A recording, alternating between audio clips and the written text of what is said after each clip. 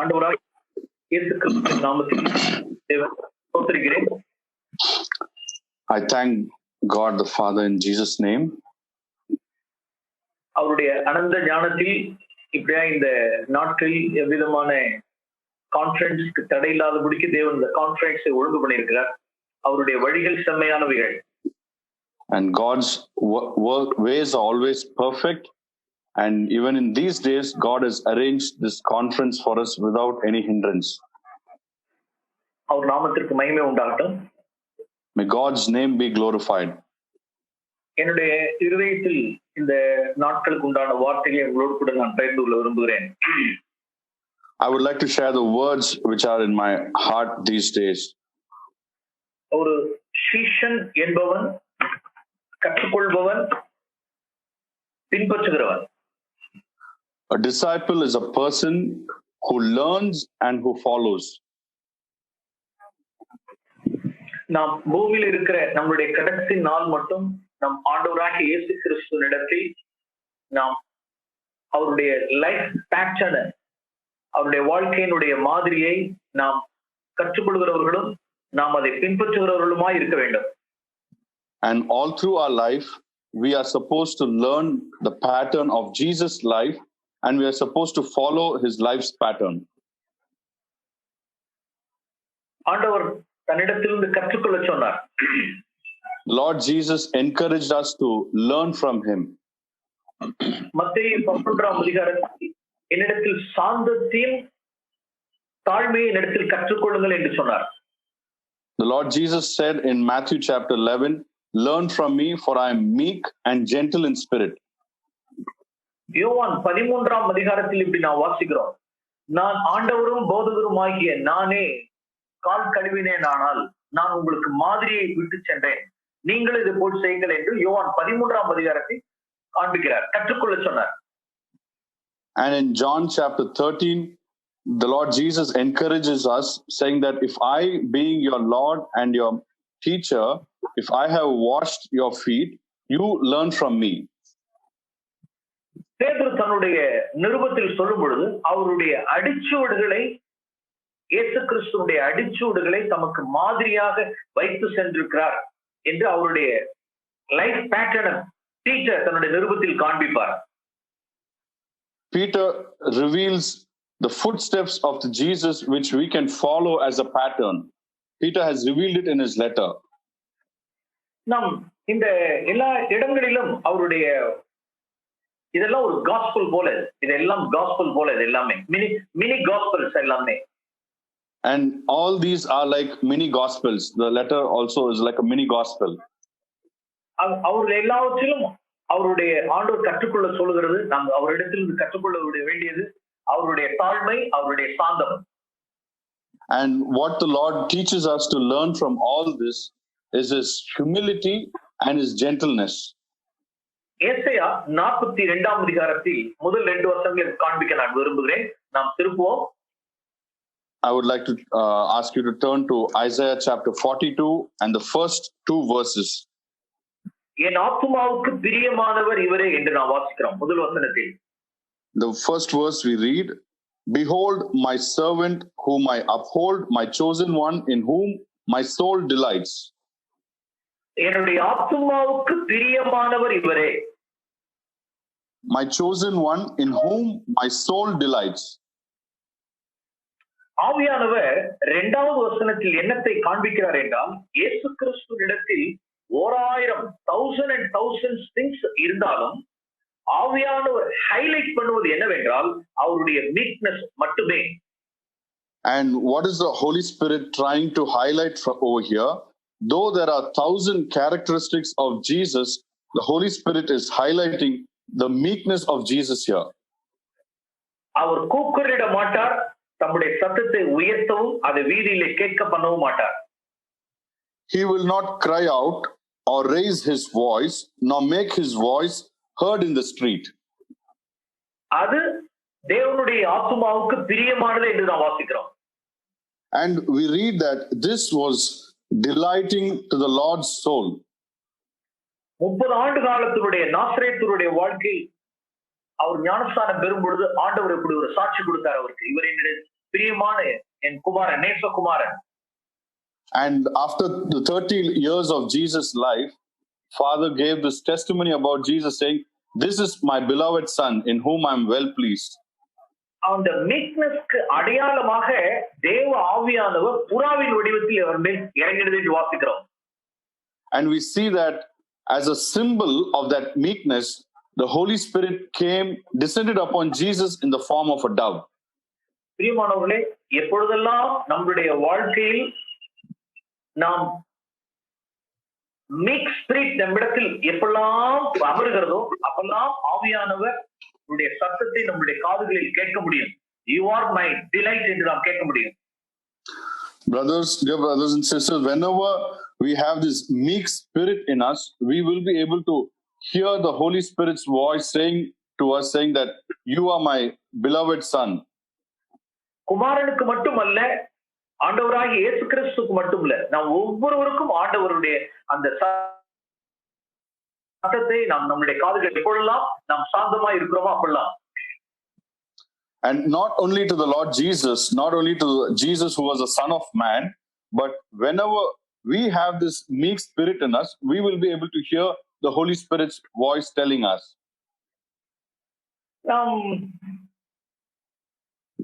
அப்போஸ்தலனாகிய பேதுரு தன்னுடைய நிருபத்தில் சொல்லும் பொழுது கூட அவருடைய அடிச்சூடுகளை என்று காண்பிக்கும் பொழுது அவர் பாவம் செய்யவில்லை, அவர் வாயிலே வஞ்சனை காணப்படவில்லை, வையப்படும் பொழுது பதில் வையவில்லை என்று நாம் வாசிக்கிறோம். That's the gospel by Peter.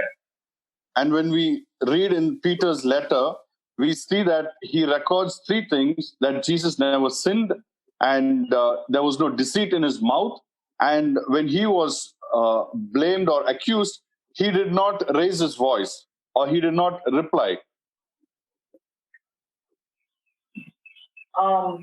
சமாரியாவில் சுவிசேஷகனாகிய பிலிப் காந்தாக்கே மந்திரிக்கு ஒரு காஸ்பல் கொடுக்கும் பொழுது ஆட்டுக்குட்டியானவரை குறித்ததான ஒரு பிரசங்கத்தை தான் அவன் பண்ணினான். அதான் அவன் கொடுத்த gospel of meekness. And when Philip went to Ethiopia to preach to the minister of Candace, when he preached about the Lord Jesus, he preached about the Lamb of God, and that was the gospel of meekness which he preached to him.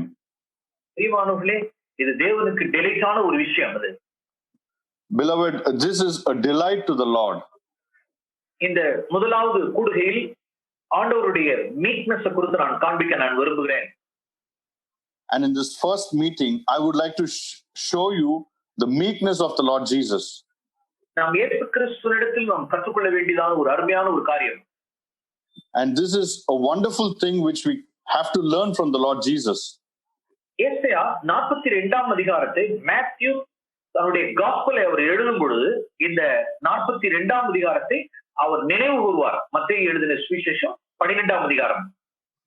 And in Matthew chapter 12, when Matthew records his gospel, he reminds us of what is written in Isaiah chapter 42. மத்தேயு எழுதின சுவிசேஷம் 12ஆம் அதிகாரம். Matthew and chapter 12. இயேசு கிறிஸ்து பயிர் வழியே போனார் என்று நாம் வாசிக்கிறோம் 1ஆம் வசனத்தில். And we read that the Lord Jesus went through the grain fields. ஓய்வு நாளில் அவர் பயிர் வழியே போகும் பொழுது பரிசேயர்கள் அவர்களை பின்தொடர்ந்தார்கள் என்று வாசிக்கிறோம். And we read in verse 1 that on the day of Sabbath, Jesus went through the grain fields and the Pharisees also followed him. அதாவது மத்தேயு 12ஆம் அதிகாரத்தில் நாம் ரெண்டு விஷயத்தை நான் காண்பிக்க விரும்புகிறேன். அதாவது அவரை வம்புக்கு இழுத்தார்கள், அதாவது அவரை வாக்குவாதம் பண்ணும்படிக்கு, சண்டை செய்யும்படிக்கு, கோபப்படும்படிக்கு வம்புக்கு அவர்களை இழுத்தார்கள் இயேசுவை.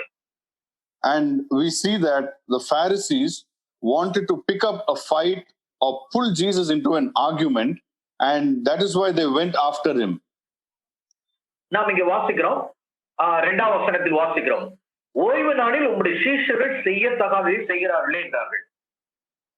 And we read in verse 2, look, your disciples do what is not lawful to do on a Sabbath. அவரை வம்புக்கு இழுத்தார்கள். They try to pull him into an argument. அது வாக்குவாதம் நடந்த இடம் எங்க என்றால் பயிர்ல, ஒரு வயலில் ஒரு பயிர் வழியே நடக்கையில் இந்த சம்பவம் நடந்தது. இயேசு கிறிஸ்து வாக்குவாதம் செய்யவில்லை. And we see that this argument happens when Jesus was going through the grain field, but Jesus did not argue with him. Okay, அதற்கு பிறகு நாம் வாசிக்கிறோம், 9ஆம் வசனத்தில் வாசிக்கிறோம், அவர் அவ்விடம் விட்டு போய் ஜெபாலயத்தில் பிரவேசித்தார். And we read in verse 9, departing from there, he went into their synagogue. அங்கேயும் அவர் மேல் குற்றம் சுமத்தும்படிக்கு ஓய்வு நாளில் சொஸ்தமாக்குறது நியாயமா என்று கேட்டார்கள். And even over there, in a way of accusing Jesus, they asked him, they questioned him, saying, is it lawful to heal a person on the Sabbath? இது வம்புக்கு இழுத்த இரண்டாவது இடமும் ரெக்கார்ட் பண்ணப்பட்டிருக்கு. And this is the second place where they tried to draw Jesus into an argument. அப்ப அவர் வயலிலிருந்து ஜெபத்துக்கு வருகிற வரை அவரை குற்றப்படுத்துறவர்கள் ஃபாலோ பண்ணிட்டே வந்தாங்க அவரை.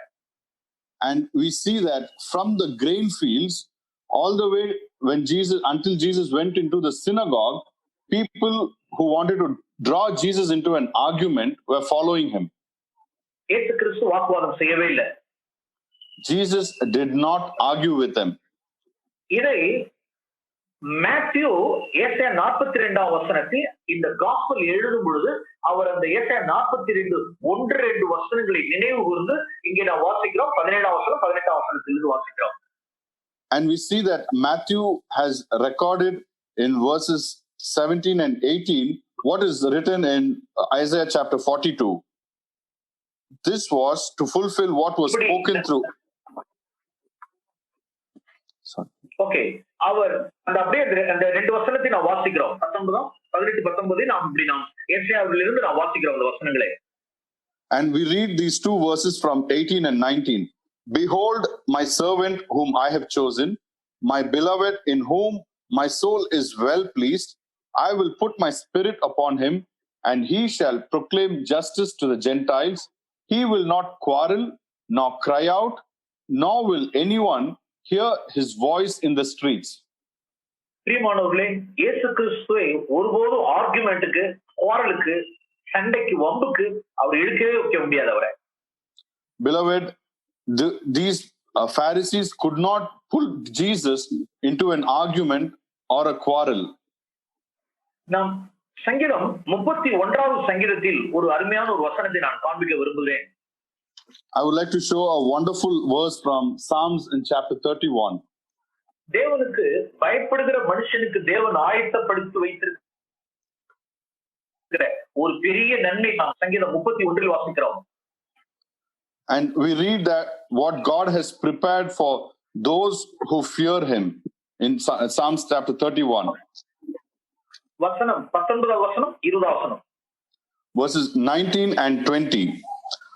How great is your goodness, which you have stored up for those who fear you, which you have wrought for those who take refuge in you before the sons of men.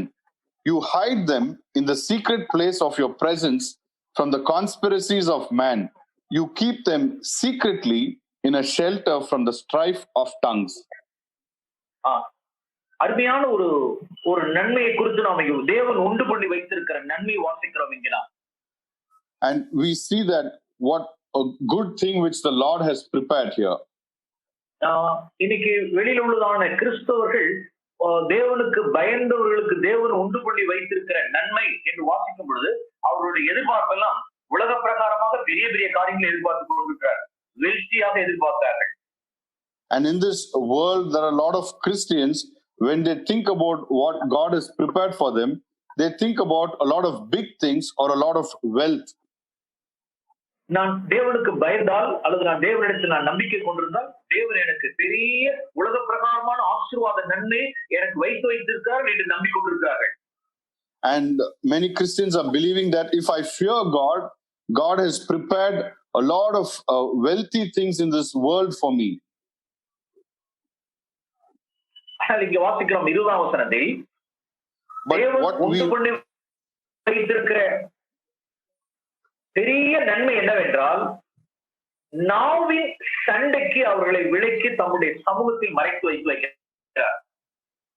But we read here in verse 20, what is the great goodness which God has prepared for us? It is that He hides us in the secret place of His presence from the conspiracies of man.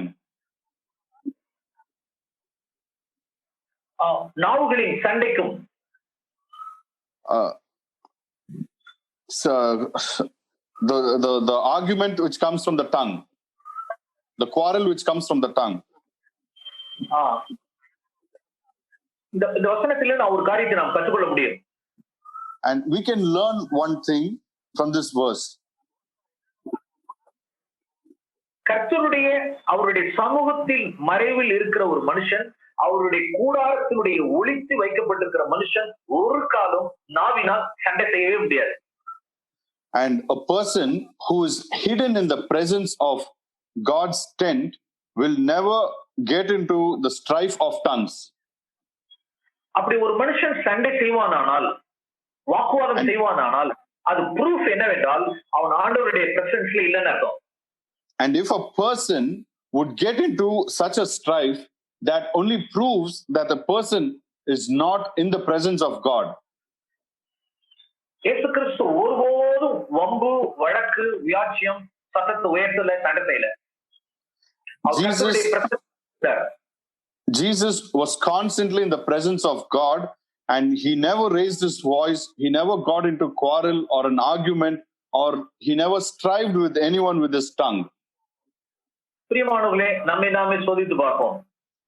Beloved, let us judge ourselves.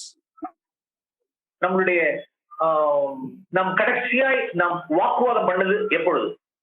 கடைசியாய் நாம் யுத்தம் பண்ணது எப்பொழுது? When was the last time we strived with our tongue? நம்மளுடைய குடும்பத்தில், நம்மளுடைய மனைவியிடத்திலேயோ அல்லது புருஷனிடத்திலேயோ பிள்ளைகளிடத்திலேயோ நாம் கடைசியாய் வாக்குவாதம் சண்டைக்கு உட்பட்டது எப்போது? With our family, with our children, with our wife, when was the last time we used our tongue to strive with them or to quarrel with them? பிரியமானவர்களே, அது நீண்ட நாட்களுக்கு முன்னதாக இருக்க வேண்டும். Beloved, நம்மளுடைய டெஸ்டிமனி அப்படி இருக்க வேண்டும். Beloved, this should have happened a long time back. This is how we should have a testimony. நாம் யோசிக்க வேண்டியதா இருக்கும். எப்ப நான் கடைசியா எப்ப வாக்குவாதம் பண்ணேன், எப்ப நமக்குள்ள வம்பு வந்தது, எப்ப நமக்கு கடைசியா நாம் சண்டை நாம் யோசிச்சு பார்க்கிற அளவுக்கு இருக்கணும் நம்மளுடைய testimony.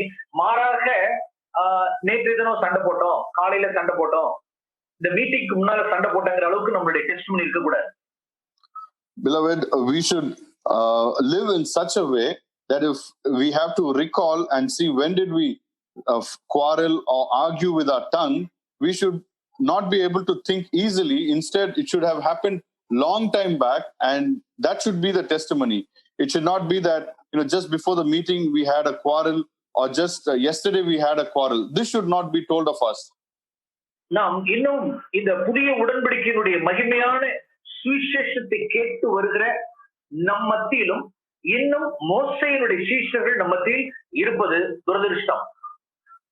And though we are listening to the gospel of the new covenant, it is a bad thing, or it is a shame that there are still disciples of Moses in us.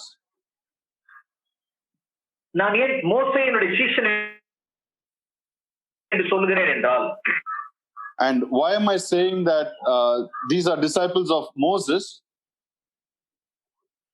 நாம் சங்கீதம் 100 மோசேயினுடைய ரெண்டு fall நான் காண்பிக்க விரும்புகிறேன். I would like to show the two falls of Moses, two areas where Moses failed. சங்கீதம் 106வது சங்கீதம், Psalms chapter 106. 32வது வசனம் 33வது வசனத்தில் இப்படி வாசிக்கிறோம். Verse 32 and verse 33. இஸ்ரவேலர்கள் மோசேக்கு கடும் கோபம் ஊட்டினார்கள், இஸ்ரவேலர்கள் நிமித்தம் மோசேக்கு பொல்லாப்பு வந்தது. இஸ்ரவேலர்கள் அவன் ஆவியை விசனப்படுத்தினாலே, கோபம் ஊட்டினதினாலே அவன் தன் உதடுகளினாலே பதறி பேசினான். They also provoked him to wrath at the waters of Meribah, so that it went hard with Moses on their account. Because they were rebellious against his spirit, he spoke rashly with his lips. தன் உதடுகளினாலே பதறி பேசினான். He spoke rashly with his lips. இஸ்ரவேல் ஜனங்களை பார்த்து கலகக்காரரே என்று அவன் கடிந்து கொண்டான். கலகக்காரரே என்று சொன்னான். And he rebuked the Israelites, saying, "You rebellious people." பேச வேண்டிய இடத்தில் அவன் கையை ஓங்கினான். And where he was supposed to speak, he lifted up his arm, or he raised his arm. கை ஓங்கினது மாத்திரம் இல்லை, அடித்தான். And not only he raised his arm, he also hit. ஒரு முறை மாத்திரம் அடிக்கவில்லை, 2 முறை அடித்தான். And not just once did he hit the rock twice. ஆனால் அவன் பூமியிலே சாந்த குணம் உள்ள ஒரு மனுஷன் என்று சாட்சியம் பெற்றிருந்தான். But he also had a testimony that he was the most humblest person on the earth. ஆனால் முடிவு வரைந்த நிலைநிற்க முடியவில்லை. But he could not be faithful until the end. நம்மை இல்லாமல் அவர்கள் பூரணராக முடியவில்லை. பழைய உடன்படிக்கையில் அப்படிப்பட்ட கிரேஸ் அவர்களுக்கு இல்லாமல் இருந்தது. And without us, it was impossible for them to be made perfect. In the Old Testament, this grace was not given to them. இப்ப நாம் இந்த இடத்துல இயேசு கிறிஸ்துவை வைத்து பார்க்கிறோம். இயேசுவை அவருக்கு கடும் கோபம் ஊட்டினார்கள், அவர் இயேசுவை ப்ரோவோக் பண்ணினார்கள். ஆனால் எந்த சூழ்நிலையிலும் இயேசு என்ன செய்யவில்லை என்றால் தன் உதடுகளினால் பதறி பேசவில்லை. And let us compare Jesus to this situation. Though they provoked Jesus, though they tried to pull Jesus into an argument, Jesus did not quarrel, nor did he raise his voice in the streets. இயேசு கிறிஸ்துவை ஒரு இடத்துல பரிசேயர்கள் இப்படி சொல்லுவாங்க, எங்களுக்கு ஒரே பிதா உண்டு, நாங்கள் வேட்சித்தனத்தினால் பிறந்தவர்கள் இல்ல என்று சொல்லும் பொழுது அது ஒரு பஞ்சிங். ஜீசஸ் அவர் பஞ்ச் பண்ணது போல அவருடைய பர்த்த, அவருடைய பிறப்பின் வர்த்தமானத்தை, அவருடைய தாயாரை, அவரை, அவருடைய டிக்னிட்டியை my கத்தரித்தார்கள். When the Pharisees told Jesus that we are born of God our Father, we were not born in an illegitimate way, that was indirectly hinting at, or that was indirectly to provoke Jesus to question his birth. அவருடைய பிறப்பை, அவருடைய தாயாரை குறித்தெல்லாம் ஒரு மறைமுகமாக அவரை punch பண்ணார்கள். And indirectly they tried to hint at Jesus' birth by relating it in the wrong way concerning Jesus' birth and his mother. They spoke evil about his mother. அவருடைய ஆட்டுக்குட்டி கத்தரித்தது போல அது. அவருடைய டிக்னிட்டி, அவருடைய நேம், அவருடைய fame எல்லாவற்றையும் அவர்கள் my கத்தரித்தார்கள். And this was like stripping Jesus of his dignity. இயேசு கிறிஸ்து ஒருபோது என்ன ஆகலன்னா ப்ரோவோக் ஆகல. But Jesus was not provoked by all this. ஆனால் நாம் மோசே குறித்து வாசிக்கிறோம். மோசே அவர்கள் ப்ரோவோக் பண்ணினார்கள். அவர் தன் உதடுகளினாலே பதறி பேசினான்.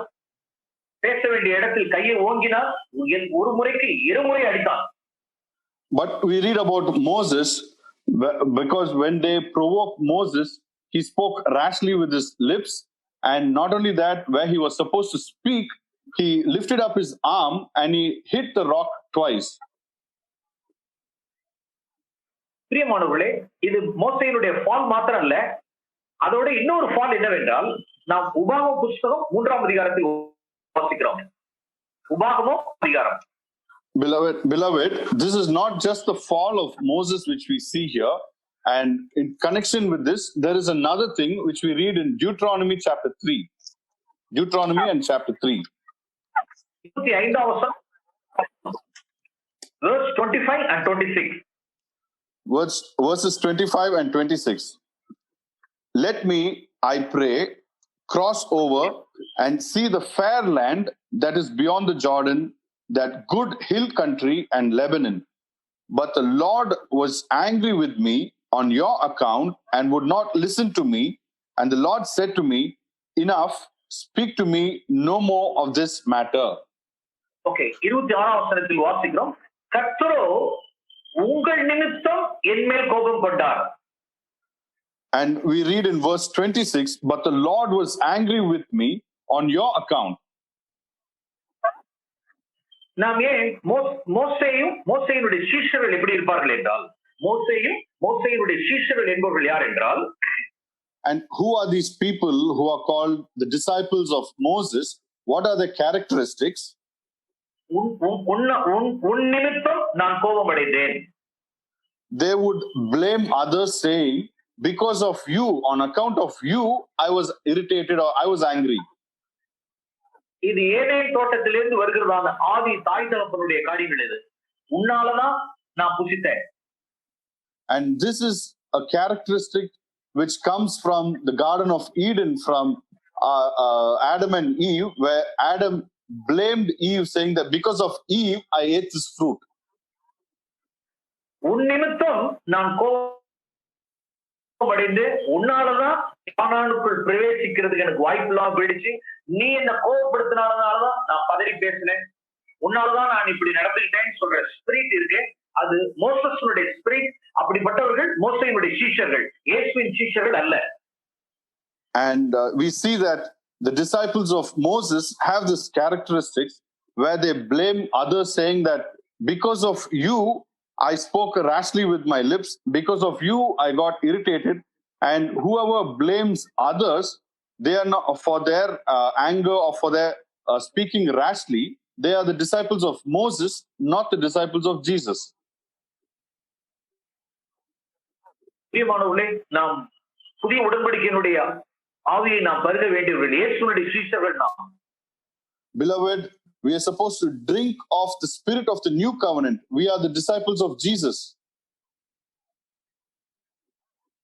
நான் ஒருபோது ஒன்னாலதான் நான் கோபமடைஞ்சேன், நீ கரெக்டா நடந்திருந்தீங்கன்னா நான் அந்த மாதிரி நடந்திருக்க மாட்டேன்னு சொல்லக்கூடாது. நாம Beloved, we should never blame the other person, saying, because of you, on your account, I got angry.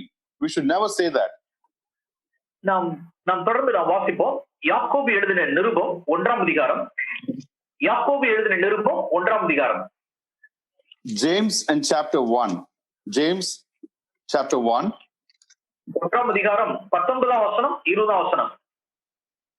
James chapter 1 verses 19 and 20. நான் வாசிப்போம். யாக்கோபு 1:19-20. And I urge you all the more, to do this, so that I may be restored. Sorry. This you know, my beloved brethren, but everyone must be quick to hear, slow to speak, and slow to anger. For the anger of man does not achieve the righteousness of God. யாக்கோபு ஒரு 3 ஆலோசனைகளை சொல்றார். கேட்க தீவிரம், பேச பொறுமை, கோபப்பட தாமதம்.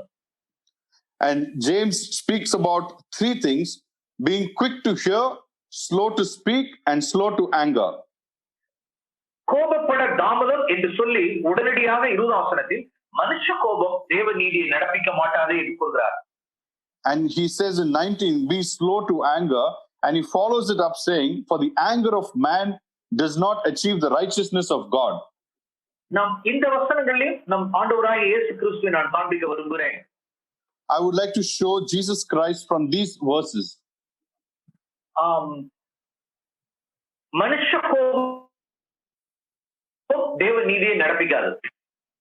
The anger of man does not achieve the righteousness of God. பிரியமானவர்களே, சாத்தானுடைய ஒரு பெரிய வஞ்சனை தந்திரம் என்னவென்றால், Beloved, what is the biggest deception of the devil? மனுஷனை எப்படியாவது கோபப்பட வைத்து விட்டால் நாம் தேவனிடத்திலிருந்து ஒரு கிருபையும் சுதந்திரிக்க முடியாது, நாம் தேவனிடத்தில் ஜெபம் முடியாது, தேவனுடைய நீதியை நடப்பிக்க முடியாது என்பதை சத்ரு நன்கு அறிந்திருக்கிறார். Beloved, the devil knows very well that if he can get us to be angry, we will not be able to receive any grace from God, and he knows this very well. நாம் ஜெபிக்க கூட முடியாது. we cannot even pray when we are angry. நாம் தேவனிடத்திலிருந்து எந்த கிருபைகளையும் சுதந்திரிக்க முடியாது. Even நாம் சத்துருடைய ஆக்டிவிட்டிஸை நாம் கூட பைண்ட் பண்ண முடியாது நம்மளால. We will not be able to receive any grace from the Lord, and we cannot even bind the activities of the devil.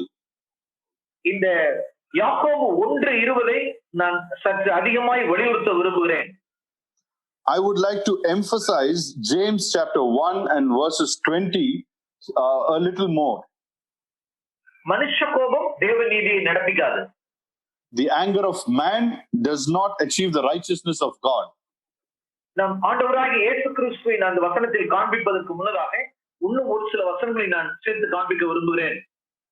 And before I show the Lord Jesus from this verse, I would like to show some other verses also. 1 தீமோத்தேயுவின் புத்தகம் 2ஆம் அதிகாரம் 8ஆம் வசனம். 1 தீமோத்தேயு 2ஆம் அதிகாரம் 8ஆம் வசனம். 1 Timothy chapter 2 and verses 8. முதலாவது இவ்வசனம் இந்த மீட்டிங்ல கான்ஃபரன்ஸ்ல கேட்டுக்கொண்டிருக்கிற எல்லா புருஷர்களோடு கூட நான் பேச விரும்புகிறேன். First, I would like to talk to all the husbands who are listening in this conference. அதற்கு பிறகு நாம் சகோதரிகளுக்கு மனைவிமார்களுக்கு நாம் பேசலாம். And after that, I would like to share to sisters. இங்க நான் வாசிக்கிறோம் 8ஆம் வசனம். புருஷர்கள் எப்படிப்பட்ட கைகளை உடையவர்களாய் அவர்கள் ஜெபம் பண்ண வேண்டும் என்று சொல்கிறது என்றால், கோபமும் தர்க்கமும் இல்லாமல் பரிசுத்தமான கைகளை உயர்த்தி ஜெபம் வேண்டும் என்று விரும்புகிறேன். And here it says that how men ought to pray. Men ought to pray without wrath and dissension. They have to lift up their holy hands and pray. எது பரிசுத்தமான கைகள்? And which hands are holy hands? கோபமும் தர்க்கமும் இல்லாத கைகள் பரிசுத்தமான கைகள். A hand which does not have wrath and dissension is a holy hand. அவர்களால மாத்திரமே கைகளை உயர்த்தி ஜெபம் பண்ண முடியும். And only such people can lift up their hands and pray. அவர்களால மாத்திரமே நித்திய ஜீவனாகிய கிருபையை ஜெபம் பண்ணி சுதந்திரிக்க முடியும். And such people can receive the grace of eternal life. அவர்களால மாத்திரமே சாத்தானுடைய ஆக்டிவிட்டீஸ், சாத்தானுடைய ஃபோர்ஸஸ் பைண்ட் பண்ண முடியும். And such people can only bind the activities of Satan. கோபம் தர்க்கம் உடையவர்கள், மீக்னஸ் இல்லாதவர்கள், அவர்கள் அன்ஃபிட் ஆயிடுறாங்க. And whoever has got wrath and dissension, and whoever does not have meekness in them, they disqualify for this and they become unfit. Okay, Old Testamentல ஒரு illustration நான் காண்பிக்க விரும்புகிறேன்.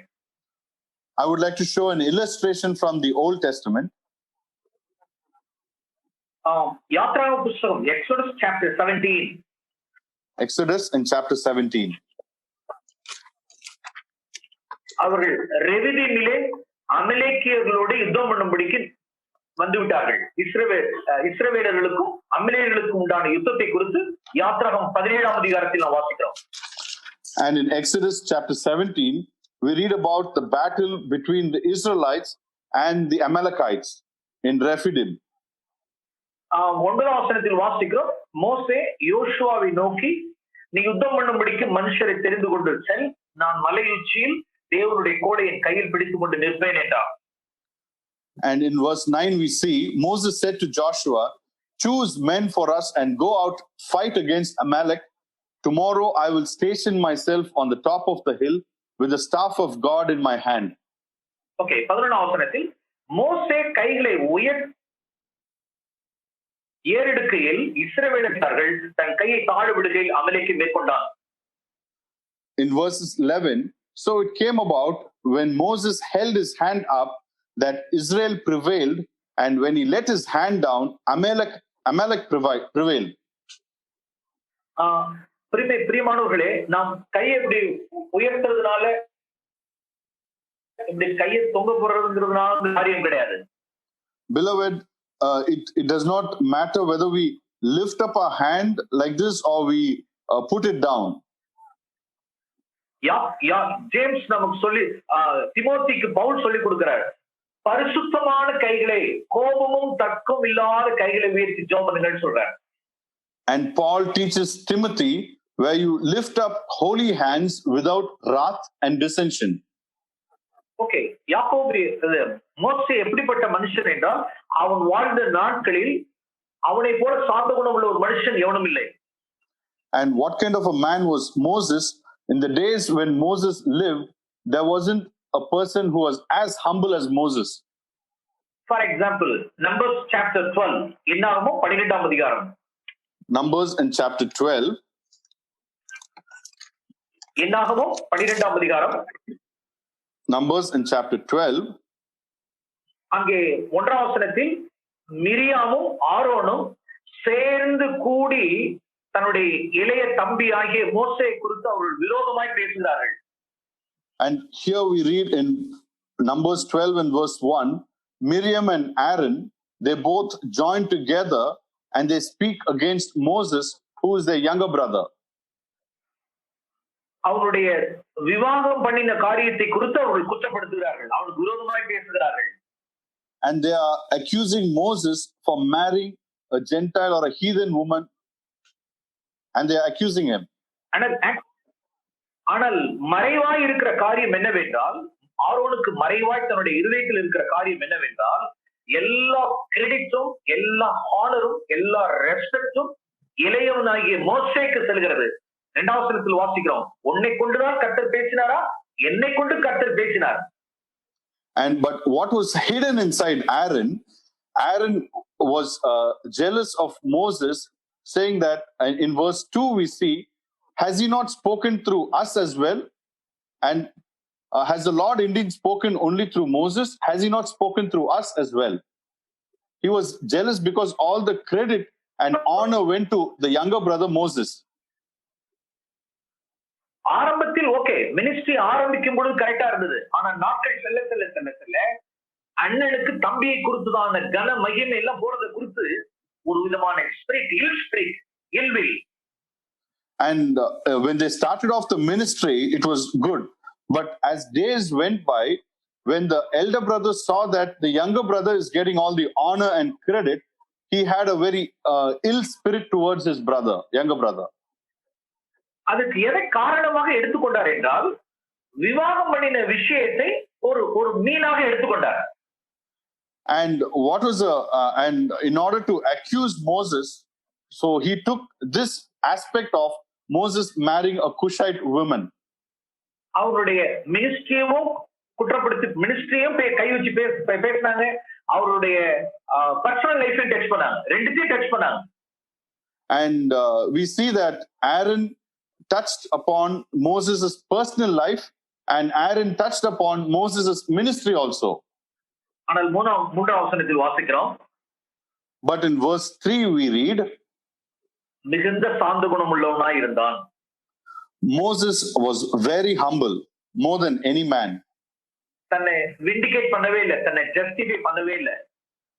Moses did not try to come out and justify himself or vindicate himself. 2ஆம் வசனத்தில் வாசிக்கிறோம், 2ஆம் வசனத்தில் கர்த்தர் அதை கேட்டார் என்று வாசிக்கிறோம். And in verses 2 we read that, and the Lord heard it. சடிதியாய் வானத்திலிருந்து கர்த்தர் இறங்கினார் என்று வாசிக்கிறோம். And we read that the Lord came down immediately. பிரியமானவர்களே, சோ யார் பரிசுத்தமான கைகளை உடையவர்கள்? Beloved, who are people who have holy hands? Beloved, who are these people who have holy hands? குற்றப்படுத்தும் பொழுது, நம்மை விரோதமாய் நம்ம பேசும் பொழுது, பதிலுக்கு பதில் சண்டை செய்யாதவர்களும் வழக்காடாதவர்களும் சாந்தமான குணத்தில் இருக்கிறவர்கள் மாத்திரமே பரிசுத்தமான கைகளை உயர்த்த தகுதி உள்ளவர்கள். Beloved, who are people who have holy hands and who can lift up holy hands when they are accused or when they are spoken wrong of? They do not justify themselves, or they do not argue or come out and vindicate themselves. ஆனால் நான் இப்படியா காரியம் பார்க்கிறேன். மலை உச்சியில் அமலேக்கியர்களுக்கு விரோதமாய் உண்டான யுத்தத்தில் ஆரோன் ஜெபித்திருக்க வேண்டும். ஆரோன் தான் ஜெபம் பண்ணியிருக்க வேண்டும். ஏனென்றால் ஆரோன் ஆசாரியன். But I look at this situation like this. When we see that when the Israelites fought against the Amalekites, it was Aaron who was supposed to have been on top of the mountain, and he should have lifted up his hands and he should have prayed to God because he was the high priest. அவன் அபிஷேகப்பட்டவன் மாத்திரமல்ல, அவன் ஆசாரியனாய் இருந்தான். அவன் not only was he anointed to be the high priest, but he was also the high priest. அண்ணனாகவும் இருந்தான். He was also the elder brother of Moses. நான் மூன்று காரியத்தை சொல்ல விரும்புகிறேன். I would like to share three things. Elder brother, he was an elder brother. Anointed brother, he was an anointed brother. High priest, he was also the high priest. அவன்தான் மலையில் உச்சியில் ஜெபித்திருக்க வேண்டும். And ideally he should have been on top of the hilltop praying for Israelites. ஆனால் ஆண்டவர் ஆரோன்ட்ட சொல்லல. But the Lord did not tell Aaron to come and pray on top of the mountain. மோசே, நீ போய் மலையில மேலே ஏறி அமலேக்கியர்களுக்கு விரோதமாய் நீ ஜெபம் பண்ணுன்னு சொன்னார். But the Lord told Moses, Moses, you go on top of the mountain and you pray against the Amalekites. ஆரோனுடைய கைகள் சுத்தமான கைகள் அல்ல, பரிசுத்தமான கைகள் அல்ல. ஆரோனுடைய கைகள் சுத்தமான கைகள். Aaron does not have holy hands, or he does not have clean hands. அவன் பொன் கன்று குட்டிக்கு கவராயத்தை எடுத்து அமைச்சவன். அவன் அசுத்தமான, அவன் ஜெபம் பண்ணக்கூடாது. And Aaron is a person who used his hands to decorate the idol which the Israelites worshipped when Moses was on top of the mountain. He should not lift up his holy hands. He should not lift up his hands. ஆனால் மோசே பொன் கன்று குட்டியை எடுத்து உடைத்தவர். அவர் பரிசுத்தமான கைகள். But Moses took that same idol, that calf, that golden calf, and he broke it. So those hands were holy hands. ஆகையினால் ஆரோன்ல ஜெபம் பண்ணக்கூடாது. ஆரோன் ஜெபம் பண்றதுக்கு தகுதி இல்லாதவர்கள். So Aaron does not qualify to pray there. Elder பிரதரா இருக்கலாம், அனாயிண்டடா இருக்கலாம், ஹை பிரிஸ்டா இருக்கலாம். ஆனாலும் எப்பெல்லாம் அவர்கள் கோபமும் தர்க்கம் உடையவர்களா இருக்கிறார்களோ, குற்றப்படுத்துகிறார்களோ, எங்க பாயிண்டிங் ஃபிங்கர் இருக்கோ, where there is pointing finger, அவர்களுக்கு கையை உயர்த்தி ஜெபம் பண்றதுக்கு தகுதியே கிடையாது. And Aaron could have been an elder brother, he could have been an anointed brother, and he could have also been a high priest. But wherever there is a pointing of finger, they don't qualify to lift up their holy hands and pray. பிரியமானவர்களே, இப்படிதான் சாத்தான் என்ன செய்ய விரும்புகிறார் என்றால், நம்மளுடைய கைகளை உயர்த்தக்கூடாதபடிக்கு நம்மளுடைய கைகள் குறுகி போகும் பொழுது அமலேக்கியர்களை, சத்துருக்களை, சாத்தானுடைய போர்சஸை நம்மளால என்ன செய்ய முடியல, பைண்ட் பண்ண முடியல. Beloved, this is how the devil, what he does is, he ensures that we do not qualify to lift up our hands, and when that happens, we are not able to bind the forces of Satan. இது சாத்தானுக்கு நன்கு அறியும். அவனுடைய தந்திரத்தை நாம் அறிந்தவர்களாக இருப்போம். And the devil knows this very well, and we should be aware of his ways. அதனாலதான் யாக்கோபு சொல்லி கொடுக்கிறார், மனுஷ கோபம் தேவ நீதியை நடப்பிக்காதுப்பா அப்படின்றார். And that is why James teaches us that the anger of man will not fulfill the righteousness of God. Okay, நாம் இதை பவுல் மாத்திரம் இல்ல, பேதுரு நமக்கு சொல்லி கொடுக்கிறார். 1 பேதுரு 3ஆம் அதிகாரம் 7ஆம் வசனம். And not only Paul, even Peter teaches us in 1 Peter and chapter 3. 1 Peter and chapter 3. 7ஆம் வசனத்தில் வாசிக்கிறோம், புருஷர்களே என்று வாசிக்கிறோம். In verse 7 we read, you husbands, living in an understanding way அப்படின்னு வாசிக்கிறோம். You husbands, in the same way, live with your wives in an understanding way. And as with யாருக்கு அந்த understanding இருக்கும்? And who will have this kind of an understanding? Okay, ப்ராவர்ப்ஸ்ல நாம் இப்படி வாசிக்கிறோம். சாலமன் சொல்லி தருகிறார். அந்த அண்டர்ஸ்டாண்டிங் யாரிடத்தில் இருக்கும் என்றால் Proverbs chapter 14. And who will have this understanding? Proverbs chapter 14. In Proverbs, Solomon teaches us. So Proverbs chapter 14. 14:29. நீடிய சாந்தம் உள்ளவன் மகா புத்திமான், மகா விவேகி. He has such a great understanding. முற்கோபியோ புத்தியினத்தை விளங்க பண்ணுகிறான். 29. Okay, 29. He who is slow to anger has great understanding, but he who is quick tempered exalts folly. யார் அந்த விவேகி? யாருக்கு அந்த அண்டர்ஸ்டாண்டிங்? வேதம் நமக்கு பேதுரு சொல்லி கொடுக்கிறார். live in an understanding way with your wife அப்படின்னா அதுக்கு என்ன? இந்த வசனம் 29 வசனம் படி யார் யாரெல்லாம் மகா நீடிய சாந்தம் உள்ளவர்களா இருக்கிறார்களோ அவர்களே தங்களுடைய மனைவியினிடத்தில் விவேகமாய் வாழத்தக்கவர்கள். And to whom does Peter say, live in an understanding way? Whoever is slow to anger, such are people who can live with their spouses in an understanding way. ஆனால் எப்பெல்லாம் நாம் கோபப்படுகிறோமோ, மனைவியினுடைய ஒவ்வொரு பலவீனத்தையும் கண்டு கோபப்படுகிறோமோ, இடர்ல அடிக்கிறோமோ, குற்றப்படுத்துகிறோமோ, விரோதமாய் பேசுகிறோமோ, அப்பொழுதெல்லாம் நம்மளுடைய ஜெபங்களுக்கு தடை வருகிறது என்பது பேதுரு சொல்லிக் கொடுக்கிறார். And we also see that Peter teaches us whenever we are quick tempered and we point fingers and we accuse our wife, and in those times there is a blockage to our prayer. For example, அருமையான புருஷன்மார்களுக்கு நான் சொல்ல விரும்புகிறேன்.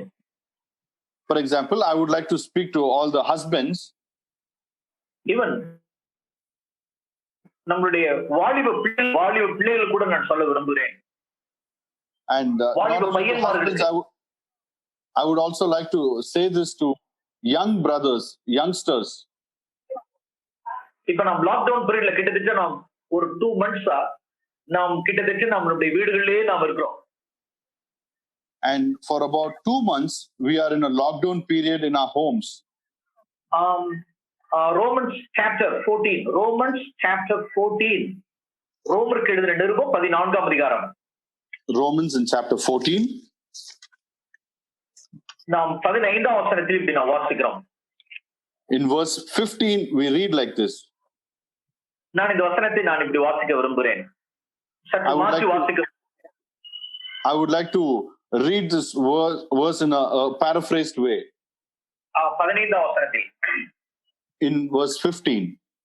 போஜனத்தினாலே முதலாவது புருஷர்களுக்கு சொல்கிறேன், போஜனத்தினாலே உன் மனைவிக்கு விசனம் உண்டாக்கினால் நீ அன்பாய் நடக்கிறவன் அல்ல.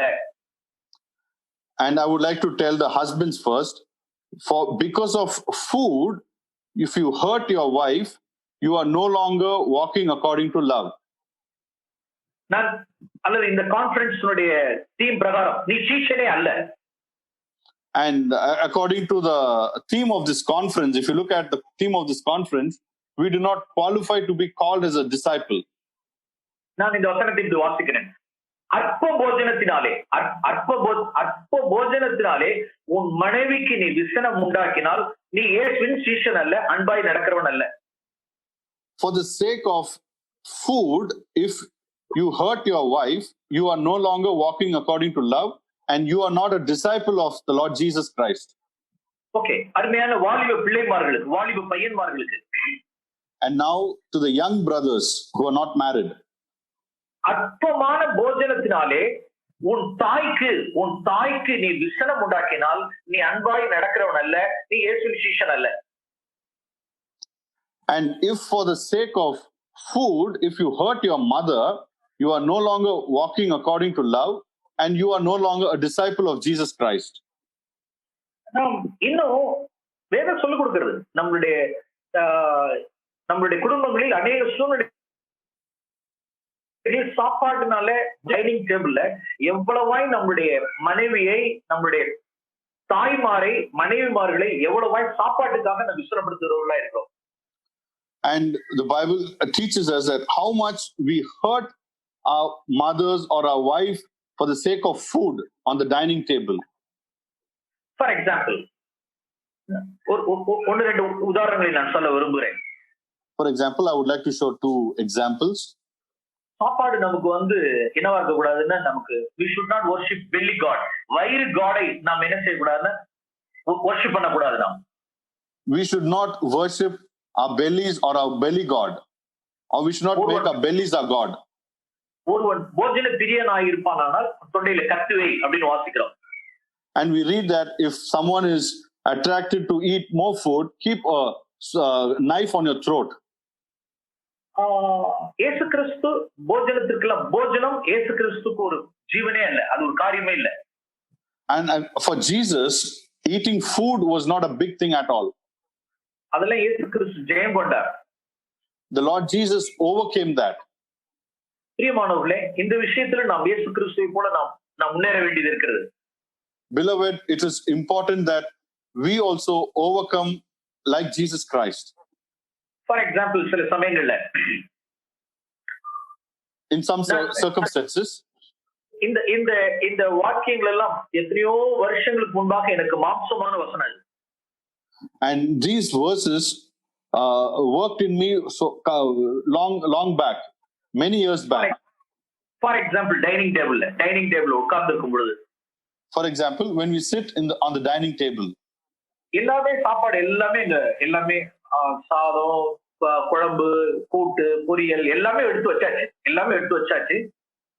And when food is served on the table, when there is rice and curry and everything is served on the table, there are vegetables. என்ன வைக்க வைஃப் மறந்துட்டாங்க அப்படின்னா தண்ணி வைக்க மறந்துட்டாங்க அந்த இடத்துல. But the wife has forgotten to place water on the table. இப்ப எனக்கு என்ன வருகிறது என்றால், நான் சோதிச்சுப்பாங்க, எனக்கு நான் மாம்சமாயி நான் ஜெயமுண்ட விஷயத்தை தான் உங்களோடு கூட பேசிக் கொண்டிருக்கிறேன். I would like to show the things which became flesh in my own life. I would like to share those things to you. இப்ப சாப்பாடு எடுத்த உடனே முதல் வாய் வைத்து வந்த உடனே விக்கல் வந்துருச்சு எனக்கு. And the moment I ate my first mouth, I started getting hiccups. வந்த உடனே என்ன செய்யறேன்டா, தண்ணி வைக்கணும்னு தெரியாதா அப்படிங்கிறேன். And the moment I got hiccups, I immediately look at my wife and I scream at her saying, "Don't you know that you should keep water on the dining table?" இப்ப நாம இந்த poor wife நாம என்ன சொல்றது பாவம்? And what can we tell this poor wife? காலையில 10:30 இருந்து 12:30 மணி வரைக்கும் 1 மணி வரைக்கும் கிச்சன்ல இருந்து அவ்வளோ கஷ்டப்பட்டு சாப்பாடுல இருந்து குழம்புல இருந்து கறியில இருந்து எல்லாம் எடுத்து செஞ்சுக்கிட்டு எல்லாம் வச்சுட்டு எதை வச்சு தவறிட்டாங்க அப்படின்னா தண்ணி வைக்க தவறிட்டாங்க. And this poor wife, from morning 10 o'clock she labors in the kitchen and she makes the rice and the curry and the vegetables and everything, but one thing she forgot by mistake, and that is water. இப்ப நான் என்ன செய்யணும், நான் தான் எனக்கு விக்கல் வருதுன்னா அப்ப நான் தான் பார்த்துக்கணும், நான் தண்ணி எடுத்து நான் முதல்ல வச்சிருந்துக்கணும் நான். And if I would get hiccups, I should have been a little cautious and I should have taken, if the wife has forgotten, I could have taken water and I could have kept it on the table. ஏன்னா இப்ப belly card இப்ப கோபம் ஆயிடுச்சு, இப்ப பிரச்சனை belly கார்டுக்கு இப்ப பிரச்சனை ஆயிடுச்சு இப்ப நான். And now the belly god has become angry now. அதனால இப்ப நான் என்ன செய்யறேன்னு கேட்டா கை நீட்டுறேன், சத்தம் போடுறேன் நான். And immediately because of that anger, I point my fingers and I raise my voice. பிரியமானவர்களே, இப்படி நாம் செய்யும் பொழுது, ஆனால் என்ன செய்யறோம்னா சாப்பாட்டுக்கு முன்னால ஜெபம் பண்ணிருக்கோம், துபாக்கூர் பிரேயர். சாப்பாட்டுக்கு முன்னால ஒரு ஜெபம் பண்ணிருக்கோம்ல, அந்த பிரேயர் என்ன பிரேயர்னா துபாக்கூர் ஹிப்போக்ரிட்டிக்கல் பிரேயர். ஆண்டவரே, இந்த சாப்பாடுதான் நன்றி, ஏழை எளியவர்களுக்கு போஷியம், பரிசுத்தவான்களை போஷியம், ஆகாரத்தை பிரயாசப்பட்ட சகோதரிக்கு ஆசீர்வாதம், ஸ்தோத்திரம், பிரைஸ் தி லார்ட், எல்லாம் துபாக்கூர் பிரேயர். சாப்பிட்டு ஒரு வாய் வச்ச உடனே அப்படி கை நீட்டுறோம், விக்கல் வந்தோட கை நீட்டுறோம். And we do a very hypocritical prayer just for name's sake.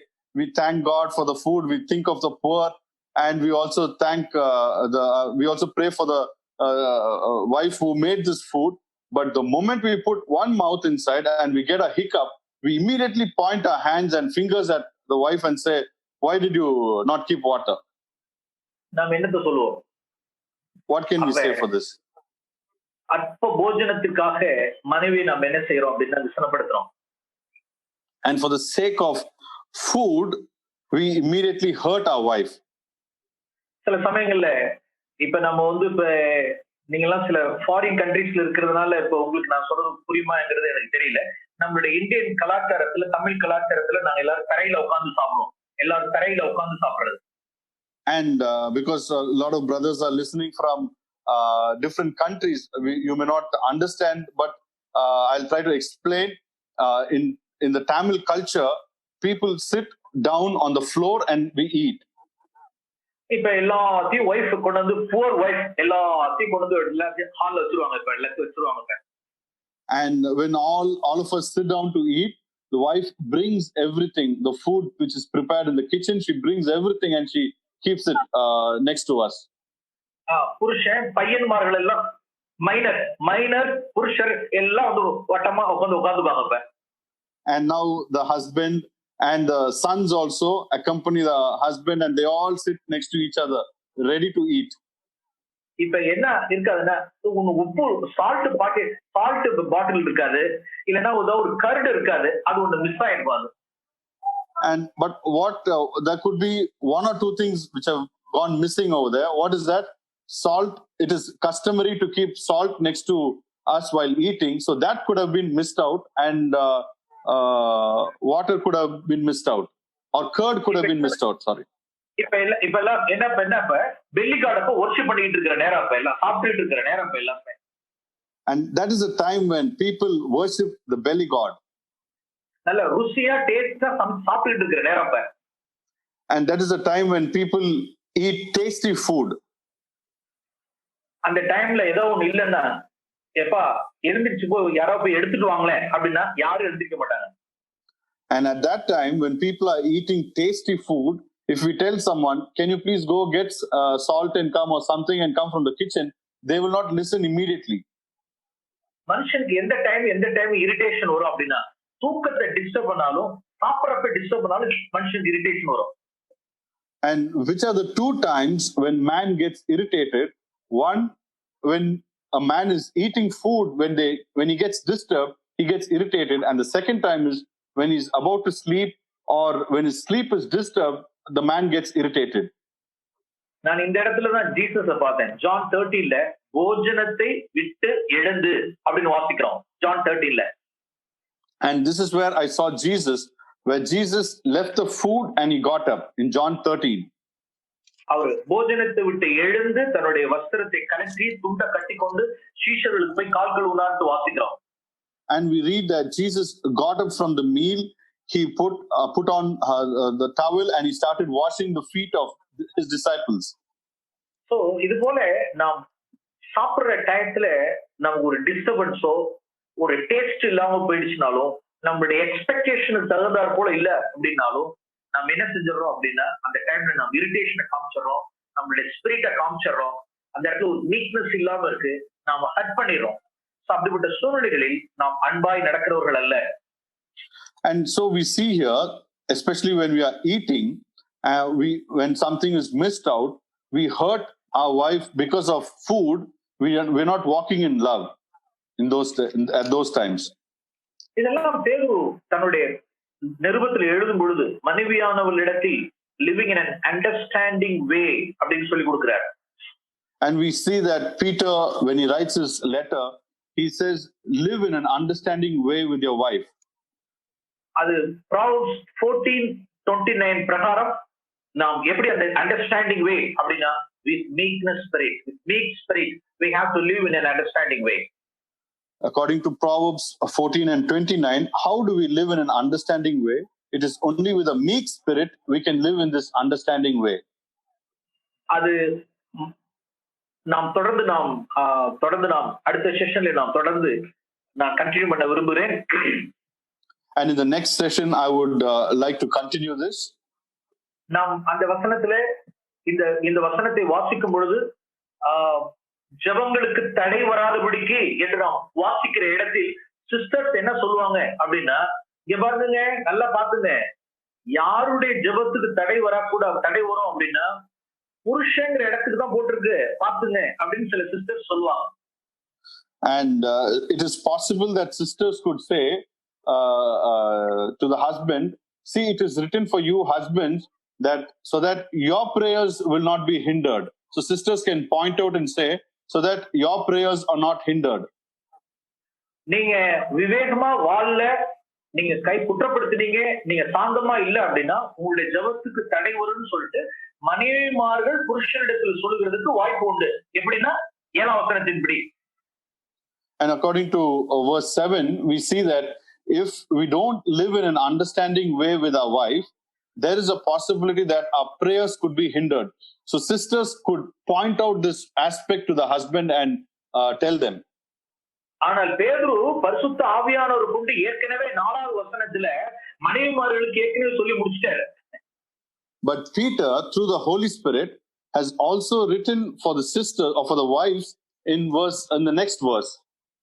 Dear wives, என்ன சொல்றாருன்னா, dear wives, உங்களே meek and quiet spirit தான் உங்களுக்கு அலங்காரம் அப்படின்னு சொல்லிட்டாரு. So he says that for the woman, a meek and quiet spirit, that is the greatest adornment for a woman.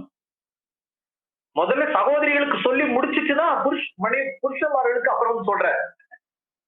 And first he finishes off with the wife. That is in verse 4 we see that he writes the imperishable quality of a gentle and quiet spirit. So he finishes off with the wife and only after that he comes to the husbands. ஆகையினால் மனைவிமார்களும் சரி புருஷன்மார்களும் சரி மீக் spirit இல்ல அப்படின்னா நம்மளுடைய ஜெபங்களுக்கு தடை வரும். And so be it a husband or a wife, if we do not have a meek spirit, our prayers will be hindered.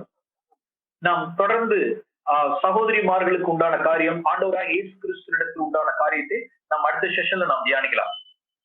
And we will continue to meditate on the matters concerning sisters and about the Lord Jesus Christ in the next session. Okay. Amen. Amen. Prabhu brother, please pray and close. Yes, brother. Father, we thank you, Lord, for giving us this first session. We thank you, Lord, for your prophetic words.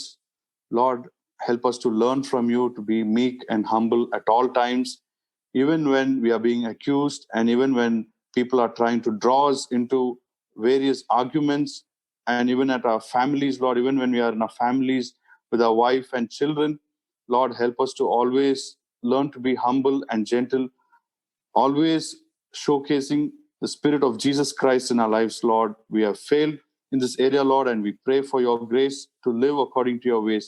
In Jesus' name we pray, Father. Amen.